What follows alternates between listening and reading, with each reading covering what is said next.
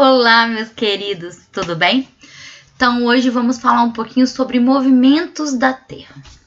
Então, abre a apostila aí na página 19. Então, o movimento dos astros, eles já foram observados e interpretados por diversas civilizações ao longo da nossa história, né? Ao longo da história da humanidade. Então, foi necessário o aperfeiçoamento de muitos instrumentos de observação, evolução do cálculo matemático para chegarmos ao modelo heliocêntrico. Então, mesmo assim, quando observamos as estrelas no céu ou movimentos do Sol durante o dia, temos a tendência de falar que ele está em movimento e nós estamos parados, porque nós não sentimos essa movimentação acontecer. Então, aqui nós temos uma fotografia que a gente fala que é um movimento aparente dos astros. Então, o movimento dos astros, o movimento dos astros, quando consideramos que a Terra é o referencial. Então, a gente vai conseguir observar, vai conseguir identificar, né, ou analisar isso dependendo do nosso referencial. Então, se a gente está na Terra, se o nosso referencial é a Terra, quando a gente vê a mudança do dia e da noite, por exemplo, a gente acha que a gente está parado e que o Sol que está se movendo, né, que está girando em torno da gente. Então, isso a gente chama isso de movimento aparente, que ele vai depender do referencial, da onde está analisando isso. Então, de acordo com o referencial, é muito difícil, né? Dificulta a análise da descrição dos movimentos de muitos astros. Então, para isso, foi mais vantajoso elaborar um modelo, estabelecer um modelo no qual o Sol está parado e a Terra está em movimento. Assim fica mais fácil de escrever e explicar a maioria desses fenômenos, né? Então, não se trata exatamente do que é certo, do que é errado, mas o que é mais fácil o entendimento, né? Mais prático. Então, nós vamos estudar alguns movimentos da Terra. Então, nós temos dois movimentos que muitas pessoas já conhecem, né? Que são os principais. São movimentos de rotação e de translação. Então, esses movimentos, a Terra, na verdade, existem dezenas de movimentos, mas a gente estuda alguns mais importantes. Então, além de rotação e translação, hoje nós vamos aprender mais um. Então, quando a gente considera um ponto de referência fora da Terra, dois movimentos são mais fundamentais, que é o de rotação e de translação. Então, rotação é o movimento que gira, que a Terra faz em torno do seu próprio eixo. É como se fosse um peão, né, girando em torno do seu próprio eixo. Então, ele está fazendo um movimento de rotação. Seu movimento ele pode ser comparado com o da Terra, né? Quando a gente joga o peão, a gente compara esse movimento com o da Terra. Só que o peão ele tem uma frequência de giro diferente da Terra. Ele costuma ser muito mais rápido. Então, ele pode dar várias voltas em um segundo. Já a Terra, já o planeta Terra, não. Ela tem uma frequência menor, né? Completa uma volta em cerca de 24 horas. Através desse movimento, então, surgiu os dias e as noites e definiu esse período em 24 horas. Então, isso significa que se a gente observar a Terra com o polo norte para cima, ela vai girar em sentido anti-horário. Na parte voltada para o Sol é dia e na parte voltada, na parte ao contrário, no caso, é noite. O outro movimento é o movimento de translação. É o movimento que a Terra faz ao redor do Sol.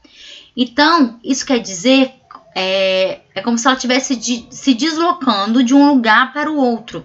Então, a diferença com a rotação é que apenas ela gira em torno do seu próprio eixo, não sai do lugar. Já no movimento de translação, ela sai desse lugar. Então, a gente toma o Sol como referencial e vê que a Terra se movimenta em torno dessa estrela, em torno do Sol. O que a gente chama desse movimento de translação.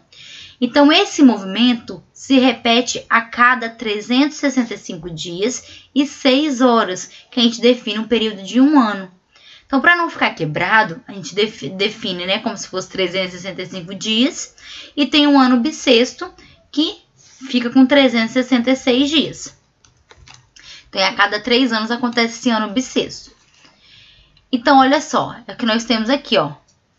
Uma representação fora da escala do movimento da Terra em torno do Sol, que é a translação. Então, a gente vê esse movimento, o Sol está aqui, a gente vê a Terra fazendo esse movimento. Então, desse referencial, a gente consegue ver que o Sol está parado e a Terra que está girando em torno dele. Aqui agora nós temos um outro movimento, o terceiro movimento que nós vamos aprender hoje, que é o movimento de precisão. Então, como eu falei lá no começo, a Terra ela tem dezenas de movimentos. Então, vários desses movimentos não são tão fáceis de se observar. E eles apresentam sequências menos diretas, eles acontecem com menos frequência que os movimentos de translação e de rotação. Então, um outro exemplo que nós temos é esse de precisão, que acontece o movimento do eixo da Terra em relação à sua órbita em torno do Sol. Então, como que isso vai acontecer? O eixo da Terra não é perfeitamente vertical. Então, a Terra ela é meio como se fosse tombadinha, certo? Ela não é totalmente reta. Ela é como se fosse tombadinha.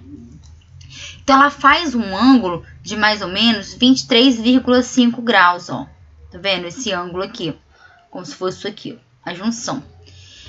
Então, a gente tenta imaginar essa inclinação. A gente pensa como se fosse, voltando ao exemplo do peão, né? Como se fosse um peão rodando. O peão, se a gente jogar ele no chão para poder rodar, a gente verifica que ele não roda reto, em pezinho. Ele fica meio deitado, meio inclinado e faz o seu giro. Mas, quando é inclinado, o próprio eixo do peão se movimenta em relação ao solo. Então, ó, faz esse eixo aqui, faz como se fosse esse... Ah, esqueci o nome da palavra lá de matemática agora. Depois eu pergunto o Daniel, falo pra vocês. Então, ele faz um círculo, ó, tá vendo isso aqui? Então, eu tenho essa... Como se eu estivesse formando um triângulo aqui, ó. Então, a Terra tá rodando, né? Dentro do seu próprio eixo, ó. Em volta do Sol, né? Fazendo o movimento dela toda. E também de acordo com esse ângulo aqui nesse movimento de precisão. Então, ele faz um círculo, como se fosse um círculo na volta dele mesmo, né? Tipo assim, faz esse ângulo aqui e faz um círculo da ponta de baixo da Terra com a ponta de cima. Então, é como se eu tivesse uma ponta de baixo com a ponta de cima aqui da Terra fazendo esse ângulo. E esse movimento é chamado de precisão do eixo e também é realizado pela Terra. Então, nesse movimento, o eixo de rotação da Terra gira em torno da vertical dessa Terra. Tá vendo aqui, ó? Como se aqui fosse vertical. Então, esse movimento de precisão, ele vai girar em torno desse eixo vertical. Então, ele vai fazer... Eu sei que é confuso entender isso tudo, gente. Mas a nossa Terra, ela tem muitos movimentos que podem nos surpreender. Então, depende desse referencial e depende que tem uns que são fáceis de entender, outros não. Então, esse novo movimento, ele vai ser feito... como se a gente cortasse a Terra no meio, né? Imaginar se ela tá aqui, imagina no peão que a gente consegue ver mais inclinado do que a Terra. É como se ele tivesse cortado aqui no meio, fazendo a parte vertical, e faz esse movimento entre essa linha vertical dele, que é o movimento de precisão. Então, esse movimento é muito lento. Para completar uma volta de precisão, esse eixo leva cerca de 26 mil anos. Então, é um movimento que é muito difícil observar. Então, uma pessoa que observa ele agora não vai observar ele de novo, né? Por isso que ele não é tão falado, né? Já que esse movimento não influencia nas estações do ano, nem na duração, no período do dia e da noite. O que ela faz, né? O que esse movimento faz? O que ele faz, né? Na verdade. Então, a única mudança vai ser no tipo de constelação visível durante o céu.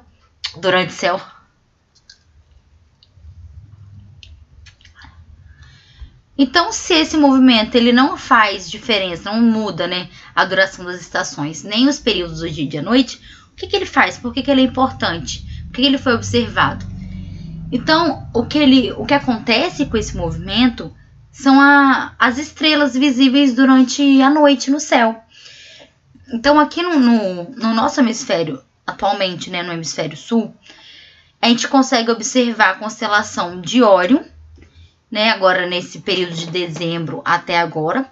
E a partir de junho e julho, a gente começa a ver a constelação de Escorpião. Daqui a 13 mil anos, quando esse movimento acabar de se completar, a gente vai conseguir ver ao contrário. Então, na época de dezembro até agora, em maio mais ou menos, a gente vai conseguir ver a constelação de Escorpião. E junho e julho a gente começa a ver a constelação de Órion. Então, ela muda só a visibilidade dessas constelações no céu, né? Dessas estrelas no céu. Então, aqui, ó, escorpião, a de Órion e a de escorpião, ó. Tem as duas constelações aqui para vocês verem. E a gente vai falar um pouquinho também sobre estações do ano. Então, as estações do ano são as subdivisões do ano de acordo com seus padrões climáticos. Então, isso não quer dizer que todas as localidades elas têm as mesmas temperaturas, né? Tem as mesmas modificações de acordo com o período. É mais ou menos uma média do que acontece em determinados locais naquele período do ano. Então, a latitude, a altitude, a quantidade de água, tudo isso vai influenciar nas variações de climática, as variações desse padrão de temperatura. Então, no verão, a gente tem temperaturas mais elevadas, acontece um pouco da queda da vegetação no outono, a gente tem temperaturas muito baixas no inverno, e na primavera a gente tem o desabrochar das flores. Então, são 4 características que são mais marcantes para cada estação.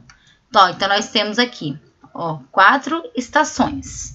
Aqui nós temos a primavera, onde as flores começam a aparecer, as coisas ficam mais floridas, as árvores ficam mais floridas. O verão, onde geralmente o sol é mais quente, tá?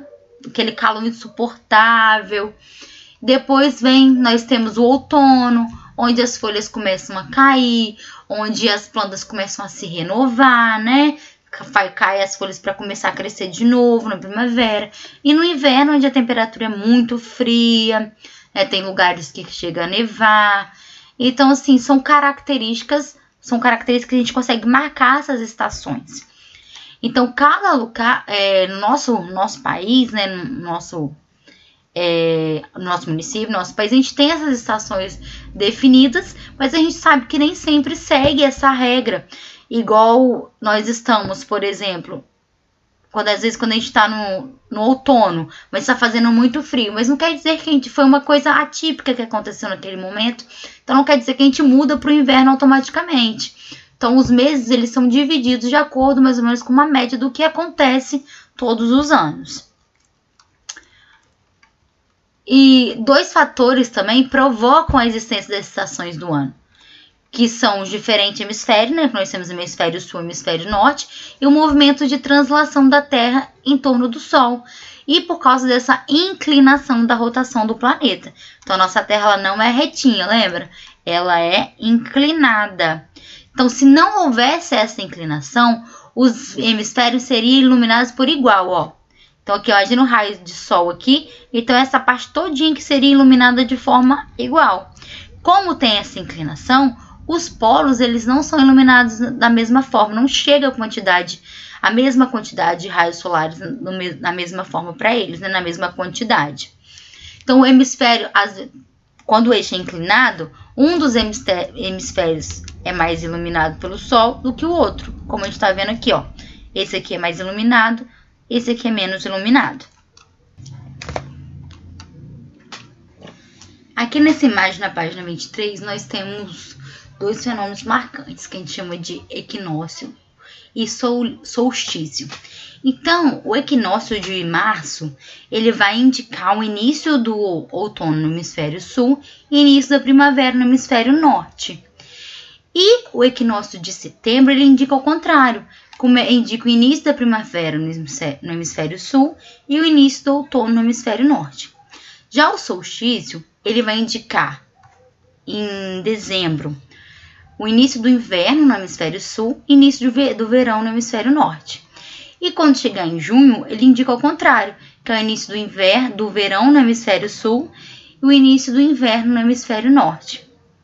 Dando continuidade, então, aqui na página 25, a gente vai falar um pouquinho sobre as fases da Lua. Então, a Lua aparece no céu por diferentes formas pra gente. Ela tem um ciclo onde que ela faz as 4 fases dela, que dura 29 dias. Então, depois desses 29 dias, começa o ciclo novamente. Então, a quantidade de luz que essa face reflete determina as fases da Lua. Então, nós temos 4 fases. Lua nova, lua crescente, lua cheia e lua minguante. A lua nova é aquela que a face iluminada está voltada para a face não iluminada está voltada para a Terra. Então a gente não consegue perceber muito ela, né? Então, quando os dias vão passando, a área iluminada fica visível na Terra. E isso vai acontecendo gradativamente. Depois de uma semana mais ou menos, cerca da metade da Lua já está iluminada, já está visível para a gente ver aqui da Terra. A gente chama isso de quarto crescente, que é a fase crescente, quando a gente consegue ver a Lua já durante a tarde e continua durante a noite, metade da noite mais ou menos.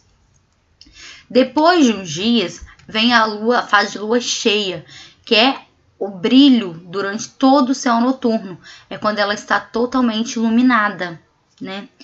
Então, ela está em posição oposta do sol. Então, é possível ver o nascer no horizonte ao leste, quase junto com o pôr do sol ao oeste. A gente consegue ver essa lua. Então, depois disso, da lua cheia, a gente vem para o quarto minguante, que é como se fosse o quarto crescente, né? Metade da lua vai estar iluminada, mas agora ao contrário, do outro lado.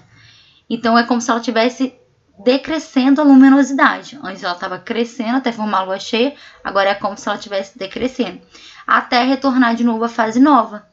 Então a lua minguante ela pode ser vista no fim da noite e no início da manhã. Então aqui nós temos mais ou menos um calendário que fala. Então nós temos a lua nova, então ela vai crescendo, formando a lua crescente, né? Até chegar aqui na lua cheia. E depois ela vai decrescendo, formando a lua minguante. Até chegar aqui na lua nova novamente e começar o ciclo. Aqui na página 27, nós vamos falar um pouquinho da diferença entre o eclipse solar e o eclipse lunar. Vocês podem grifar até esse pedacinho aqui onde fala que quando a lua se posiciona entre a Terra e o Sol, a gente tem um eclipse solar. Quando a Terra fica no meio, né, quando ela fica entre o Sol e a Lua, nós temos um eclipse lunar. Então, o eclipse solar, nós temos a Lua entre a Terra e o Sol. E no eclipse lunar, nós temos a Terra entre a Lua e o Sol, certo? Então, a gente tem que saber como que acontece essa propagação de luz para poder acontecer o eclipse. Então, imagina que aqui é a Terra. E aqui nós temos o Sol. Então, nós temos a parte que vai ser iluminada, a região de penumbra, que é aquela região que consegue passar uns raios de sol, ela não fica tão escura, mas ela também não fica totalmente clara. E a região de sombra, que é aquela que fica totalmente escura, que não recebe luz nenhuma. Então, quando acontece um eclipse, há regiões de sombra e há regiões de penumbra, certo? Então, vai ter a região da Terra onde vai estar recebendo parcialmente essa luz e outras regiões que não vai estar recebendo nenhuma. Então, onde há penumbra, o eclipse é parcial. Então, nessas regiões aqui, a gente consegue ver o eclipse parcial. Onde há sombra, a gente consegue ver o eclipse total, tá? Então, não é tão simples, né, para a Lua ou para a Terra se posicionarem na sombra um do outro. Visto que a gente imagina que a Terra é 1000 vezes maior que a Lua, né? A gente logo imagina disso. E por causa também da distância, né? As dimensões são menores, muito menores que a distância que os separa. Então, a gente não consegue imaginar muito isso, mas acontece. Então, aqui na outra página, nessa página aqui, 28, tem a questão aqui, ó, do eclipse solar e do eclipse lunar. Então, vai acompanhando a apostila que é mais fácil, que eu vou acompanhando aqui na minha também, tá? Então, olha só. Aqui nós temos a Lua entre o Sol e entre a Terra, na primeira ilustração. Então, quando os raios solares eles batem nessa Lua, vai ter uma parte da Terra que ela não vai conseguir receber essa luz, porque a Lua vai estar impedindo que ela receba. Então, isso nós temos um eclipse solar, certo? Então, essa parte que está mais clarinho, que está tipo uma sombra, que é a região de penumbra, vai conseguir ver esse eclipse de forma parcial. E essa parte do meio, onde está a região de sombra, ele vai conseguir ver esse eclipse de forma total, certo? Então, vamos agora na imagem de baixo. Na imagem de baixo, nós temos o Sol, a Terra e a Lua logo após a Terra. Então, isso faz com que a Terra absorva os raios e não chegue esses raios na Lua. Então, vai acontecer a região de sombra, né? Onde que não vai pegar nem um pouco de luz nessa parte da Terra aí, porque vai estar tampando, e a região de penumbra. E a mesma coisa, vai conseguir ver o eclipse lunar de forma total, né, na região de sombra, e de forma parcial na região de penumbra. Então agora vocês vão realizar as atividades da página 29 e 30. Então façam com atenção, façam com calma. Qualquer dúvida podem me perguntar e eu estou à disposição. A questão das nossas contas também, do conteúdo anterior, né, do tópico anterior. Qualquer dúvida também vocês podem me perguntar, não são contas difíceis, eu sei que vocês estão conseguindo fazer, a maioria tá me mandando tá direitinho, mas eu quero que vocês continuem nesse ritmo e se precisar de alguma coisa, vocês podem me mandar mensagem, tá bom? Então, beijo, fiquem com Deus, até a nossa próxima aula.